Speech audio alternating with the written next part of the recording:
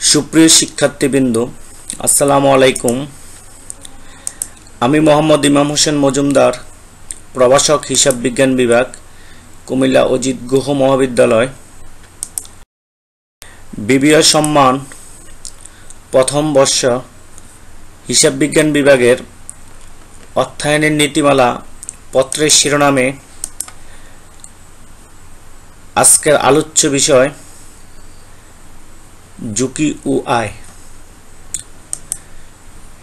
ঝুঁকি ও আয়ের উপর এটা আমার প্রথম লেকচার।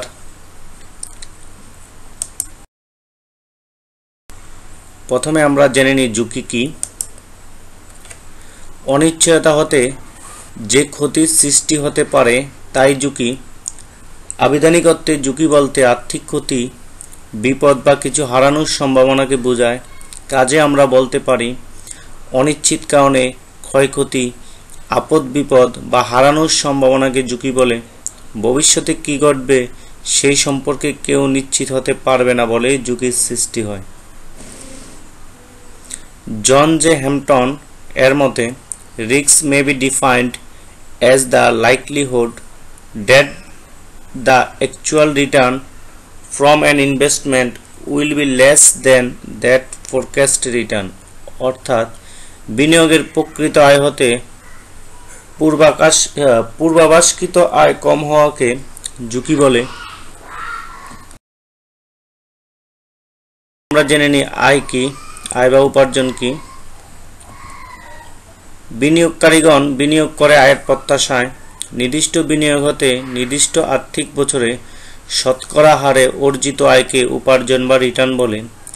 রিটার্ন বলতে কেবল বিনিয়োগ হতে প্রাপ্ত আয়কে বোঝায় না, এর সাথে নগদ প্রাপ্ত সুবিধাও বিবেচনায় আসে। নগদ প্রাপ্ত সুবিধার মধ্যে মূলধনী আয় অন্যতম। এল জে গিটম্যান বলেছেন, the return is the total gain or loss experienced on an investment over a period of time. অর্থাৎ কোনো বিনিয়োগ হতে নির্দিষ্ট সময়ে প্রাপ্ত আয় বা লোকসানের অভিজ্ঞতাকে রিটার্ন বলে।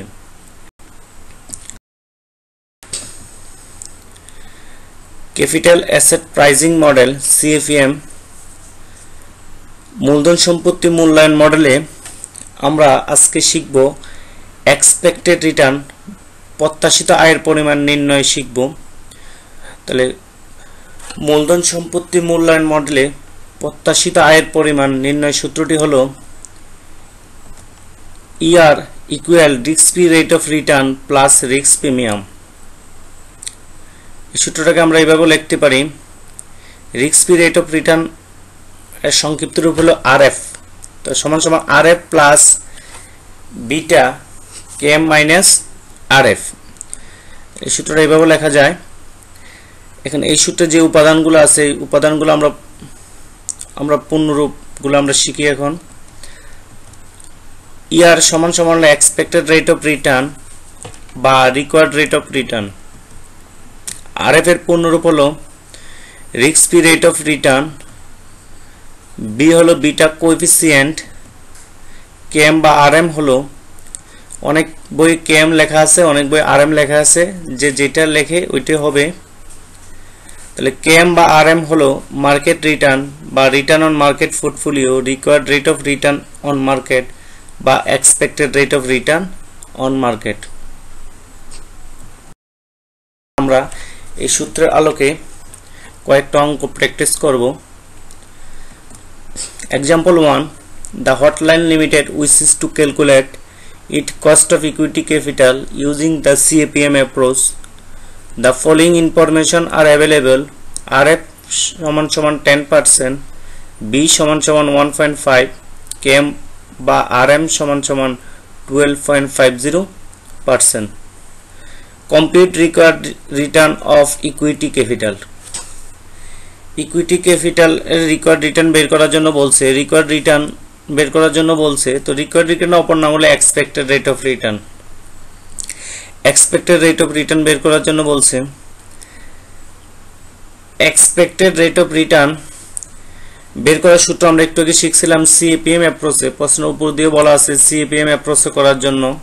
তাহলে এক্সপেক্টেড রেট অফ রিটার্ন সূত্র হলো ER সমান সমান RF plus beta km minus rf।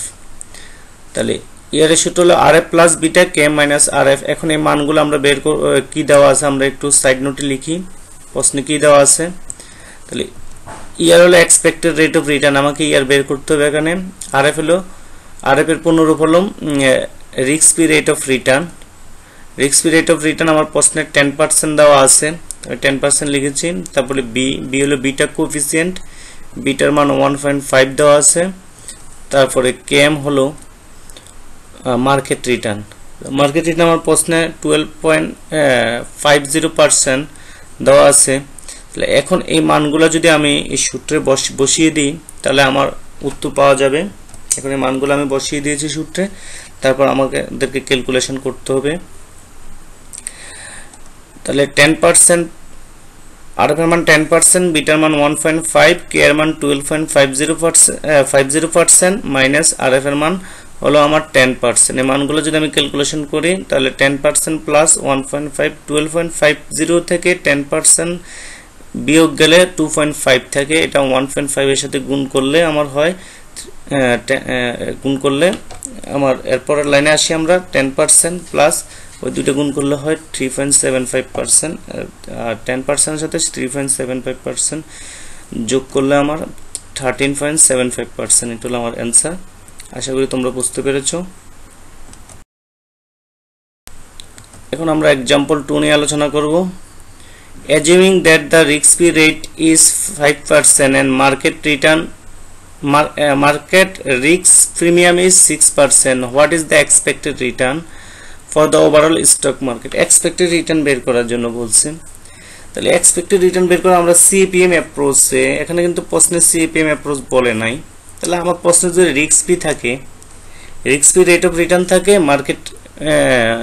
Market risk premium থাকে, তাহলে আমার সিপিএম অ্যাপ্রোচের সূত্রটা আমরা ব্যবহার করে করব। তাহলে আমার সিপিএম অ্যাপ্রোচের সূত্রটা আমরা লিখি। আমরা জানি ইয়ার সমান সমান RF plus beta KM minus RF, সূত্র লিখছি। এখন সূত্রের মানগুলো প্রশ্নে দেওয়া আছে, এখন আমরা সাইড নোটে মানগুলো লিখি। ইয়ার হলো এক্সপেক্টেড রেট অফ রিটার্ন, এটা আমাদেরকে বের করতে হবে। আর আরএফ হলো risk free rate of return, এটা প্রশ্নে 5% দেওয়া আছে। আর বিটার মান দেওয়া নাই এখানে, বিটার মান যদি দেওয়া না থাকে, বিটার মান সাধারণত 1 হয়, এখানে বিটার মান 1 দেওয়া নেই, বিটার মান 1, সাধারণত বিটার মান 1 যদি দেওয়া না থাকে আমাদেরকে 1 লিখতে হবে।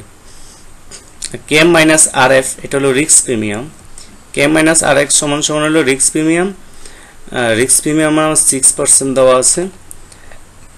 এই মানগুলো যদি আমি সূত্রে বসিয়ে দিই তাহলে আরএফ এর মান 5%, বিটা হলো 1, আর কেএম মাইনাস আরএফ হলো রিস্ক প্রিমিয়াম, আর রিস্ক প্রিমিয়াম মান হলো 6%। বসাই দিলে আমি যদি ক্যালকুলেশন করি আমরা, তাহলে আমরা 11% পাই।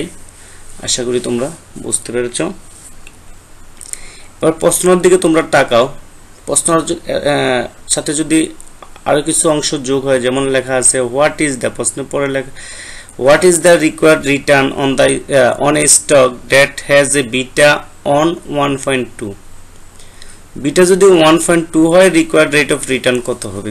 তো আগে বিটার মান দেওয়া ছিল না, আমরা বিটার মান 1 দিয়ে আমরা করেছি। এখন বলছি বিটার মান যদি 1.2 হয় তাহলে এক্সপেক্টেড রিটার্নটা কত হবে বা রিকোয়ার্ড রেট অফ রিটার্নটা কত হবে? তাহলে আমরা আগে বিটার মান 1 দিয়ে করেছি, আগে সূত্রটাই আমরা মান বসাবো। বিটার মান 1 এর পরিবর্তে 1.2 দিয়ে আমরা ক্যালকুলেশন করলে আমরা রেজাল্ট পাওয়া যাবে। এখন আমরা লিখি উই নো ইয়ার সমান সমান RF plus beta K minus RF, সূত্র আগেরটাই। এখন আমার ইয়ার সমান সমান হলো expected rate of return, RF হলো risk free rate of return, তো 5% আছে। বিটার মানটা আগে আমরা করেছি, আগের অংশটা 1 দিয়ে, বিটার মান দেওয়া ছিল না। এখন বিটার মান 1.2 আর কে মাইনাস আরএফ এর মান আছে 6%। এখন আমরা যদি মানগুলো বসাই সূত্রে তাহলে আমাদের উত্তর পাওয়া যাবে 12.2%। আশা করি তোমরা বুঝতে পেরেছো।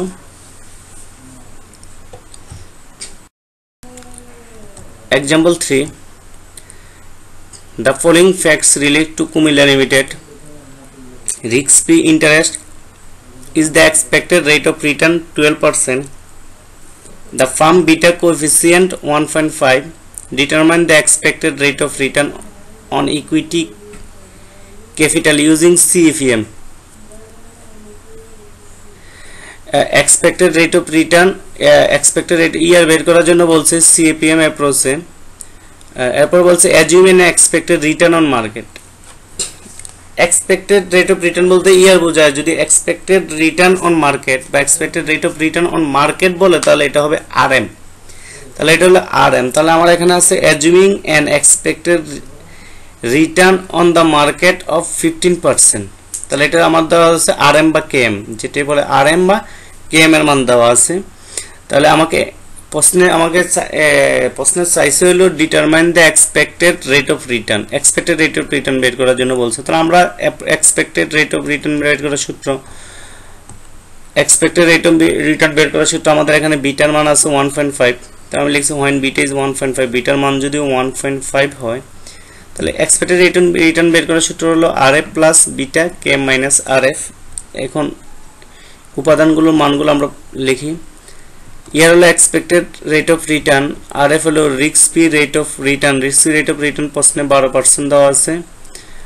আর বি হলো বিটা কোএফিসিয়েন্ট, তো আমরা তো আগেই বলছি বিটা হলো 1.5 when বিটা ইজ 1.5। আর KM বা RM হলো মার্কেট রিটার্ন, মার্কেট রিটার্ন আমার কত আছে প্রশ্নে 15% দেওয়া আছে, প্রশ্নের লাস্ট লাইনটা দেওয়া আছে assuming an expected return on the market of 15% for next year, তাহলে মার্কেট রিটার্ন আমার আছে 15% KM।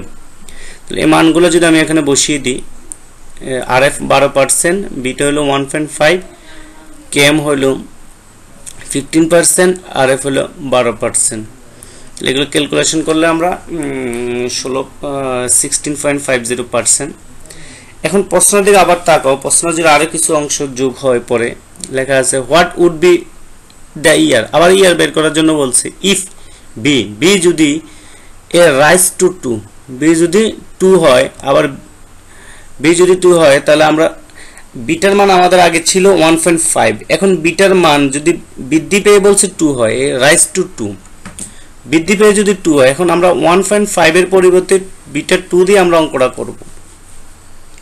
তাহলে সব মান আগে ঠিক থাকবে, RF এর মান 12%, KM এর মান 15% ঠিক থাকবে। আমরা আগে যেভাবে করেছি, শুধু আগে বিটার মান ছিল 1.5, এখন বিটার মান 1.5 এর পরিবর্তে আমরা 2 বসাবো, এতটুকু পার্থক্য। আমরা লিখি when beta is 2 ইয়ার সমান সমান RF plus beta KM minus RF। তাহলে আমরা এখানে বিটার মানটা 2, আগের অঙ্কটার সাথে আগের যে সূত্রটা আমরা একটু আগে করেছি when beta is 1.5, এটার সাথে এটা সেম, শুধু আমরা বিটার মানটা এখানে চেঞ্জ করব 1.5 দিয়ে, আমরা 1.5 এর পরিবর্তে এখানে বিটার মান 2 দিয়ে আমরা অঙ্কটা করব। আমরা বিটার মানটা শুধু চেঞ্জ করছি, আগে 1.5 ছিল, এখন 2। ক্যালকুলেশন করলে আমরা 18% অ্যান্সার পাওয়া যায়। এরপর আবার প্রশ্নের দিকে তাকাও, বি এ বলছে ফল টু 1, বিটার মানটা যদি ফল হয়ে 1 হয় তাহলে when beta is 1, তাহলে ইয়ার সমান সমান RF plus beta KM minus RF। তাহলে আমাদের RF এর মান আগে যা আছে তা থাকবে, KM এর মান আগে যা আছে তাই থাকবে, শুধু বিটার মানটা এখানে 1 হবে, এতটুকু চেঞ্জ। এই জায়গাটা যদি আমরা বিটার মানটা আমরা বিটার জায়গায় 1 বসাই, তাহলে আমরা মানগুলো বসিয়ে যদি ক্যালকুলেশন করি তাহলে আমাদের রেজাল্ট পাওয়া যায় 15%। আশা করি তোমরা বুঝতে পেরেছো অঙ্কটা।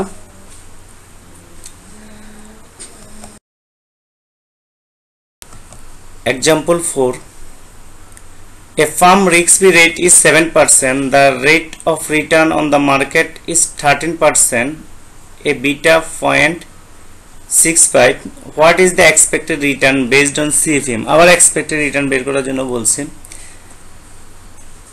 তাহলে আমাদের expected return বের করার সূত্র হলো CFM অ্যাপ্রোচে ইয়ার সমান সমান RF plus beta KM minus RF।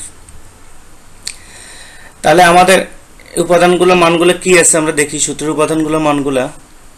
আর ইয়ার হলো এক্সপেক্টেড রেট অফ রিটার্ন, এটা বের করতে হবে। RF হলো risk free rate of return, প্রশ্নে risk free rate of return 7% আছে। তারপর বি হলো বিটা কোএফিসিয়েন্ট, বিটা আছে আমার 0.65।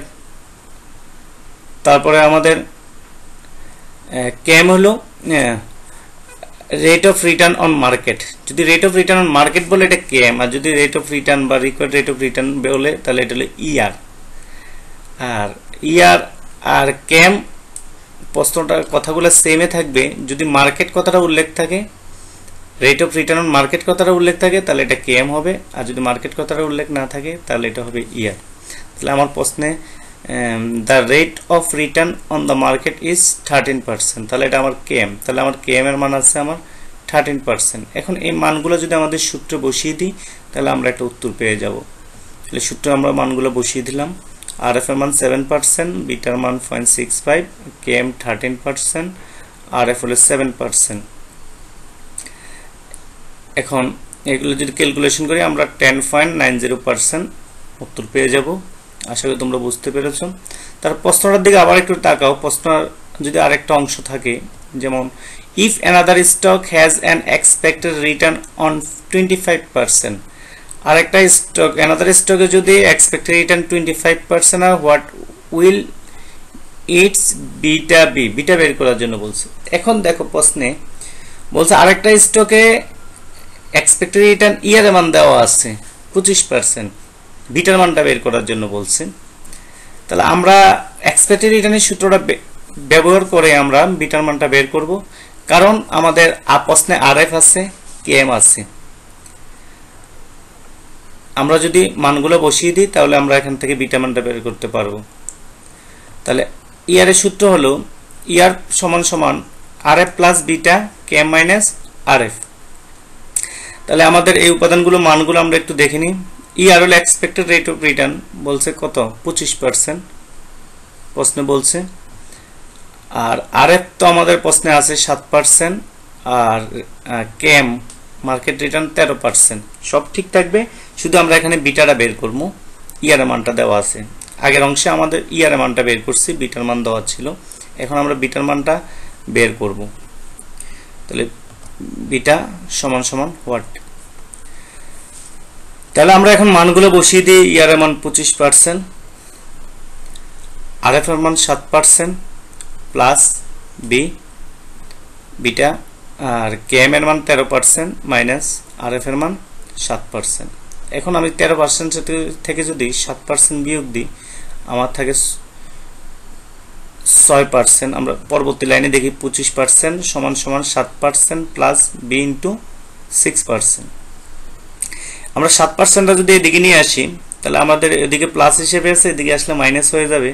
আমরা লিখি 25% মাইনাস 7% সমান সমান বিটা ইন্টু 6%। 25% থেকে যদি 7% বিয়োগ যায় 18%, আর ওইদিকে থাকে বিটা ইন্টু 6%। আর আমরা যদি এখন সাইডটা পরিবর্তন করি, যেহেতু আমরা বিটাটা বের করবো, বিটাটা আমরা বাম পাশে নিয়ে আসি। তাহলে সাইড চেঞ্জগুলো আমরা বি ইন্টু 6% এদিকে আনলাম, আর 18% ওদিকে নিয়ে নিলাম। আর এখন আমরা বি সমান সমান 6% এদিকে গুণ হিসেবে আছে, ওইদিকে থাকলে ভাগ হিসেবে চলে যাবে। 18% ভাগ 6%, বি সমান সমান 3 অ্যান্সার। আশা করি তোমরা বুঝতে পেরেছ অঙ্কটা খুবই ইম্পর্টেন্ট অঙ্ক। এক্সাম্পল 5 নিয়ে আলোচনা করি। The aggregate average RF and KM for a 3-year period are 10% and 18% respectively. RF এর মান হলো 10%, KM এর মান হলো 18%. The result for 4 portfolios during the same period are summarized as follows. Portfolio 4টা দেওয়া আছে, একটা টেবিল দেওয়া আছে। 4টা পোর্টফোলিওর এভারেজ রিটার্ন দেওয়া আছে, বিটা দেওয়া আছে। 4টা পোর্টফোলিও 4টা বিটার মান দেওয়া আছে, ভিন্ন ভিন্ন মান দেওয়া আছে। About using CFEM, compare the expected return for each portfolio and compare the actual and expected return. প্রথমে বলছে ইউজিং CFEM ব্যবহার করে compare the expected return বের করার জন্য বলছে ইচ পোর্টফোলিও, প্রত্যেকটা পোর্টফোলিও। তাহলে আমার এখানে আছে 4টা পোর্টফোলিও আছে এ বি সি ডি, 4টা পোর্টফোলিও আমরা এক্সপেক্টেড রিটার্ন বের করব। and compare the actual and average return, actual and average return এর মধ্যে কম্পেয়ার করার জন্য বলছে এরপর যে which portfolio has performed the best, কোন পোর্টফোলিওটা বেস্ট পারফর্ম। একটা কমেন্ট এখানে চেয়েছে। তাহলে এটার জন্য আমরা একটা টেবিলের মাধ্যমে করি, কম্পারিজন টেবিল। টেবিলে আমাদের একটা টেবিল অঙ্কন করি। প্রথমে আমাদের 4টা পোর্টফোলিও আছে, পোর্টফোলিও এ, বি, সি, ডি। এরপর আমরা সূত্র লিখলাম ইয়ার সমান সমান RF plus beta K minus RF. আমাদের এক্সপেক্টেড রিটার্ন বের করার জন্য বলছে 4টা পোর্টফোলিওর, এই কারণে আমরা সূত্রটা লিখেছি ইয়ার সমান সমান RF plus beta K minus RF. এরপর আমরা এভারেজ রিটার্ন এটা করে লিখছি। এরপরে গড়টা হলো অ্যাকচুয়াল রিটার্ন ডিফারেন্স। এখন এই সূত্র অনুসারে আমরা মানগুলো বসাবো 4টা পোর্টফোলিও। তাহলে আমরা প্রথমে পোর্টফোলিও এটা সলিউশন করি, এটা বসলে তোমরা বাকিগুলো বুঝতে পারবে। পোর্টফোলিও এ ইয়ার বের করি। ইয়ার আরএফ আমার প্রশ্নে আছে, দেখো ইয়ার সূত্র হলো RF plus beta K minus RF, আমরা উপরে লিখেছি। তাহলে আমাদের পোর্টফোলিও এর ইয়ার বের করব। তাহলে ইয়ার আরএফ এর মান হলো আমার এখানে দেখো প্রশ্নের প্রথম লাইনে আরএফ এর মান 10% এবং কে এম এর মান 18%। তো আরএফ এর জায়গায় আমি 10% লিখেছি প্লাস বিটা। বিটা দেখো আমাদের টেবিলে বিটার মান আছে 4টা পোর্টফোলিওর জন্য 4টা বিটার মান আছে। তো বিটার মান আমার পোর্টফোলিও এ করতেছি, আমার পোর্টফোলিও এর বিটার মান হলো 0.90। আর কে এম এর মান আমাদের আছে 18%, এটা তো প্রশ্নের প্রথম লাইনে আছে দেখো। আর আরএফ এর মান 10%। এখন যদি আমরা এটা ক্যালকুলেশন করি আমরা একটা উত্তর পাবো 17.20%। একইভাবে আমরা পোর্টফোলিও বি, সি, ডি করব।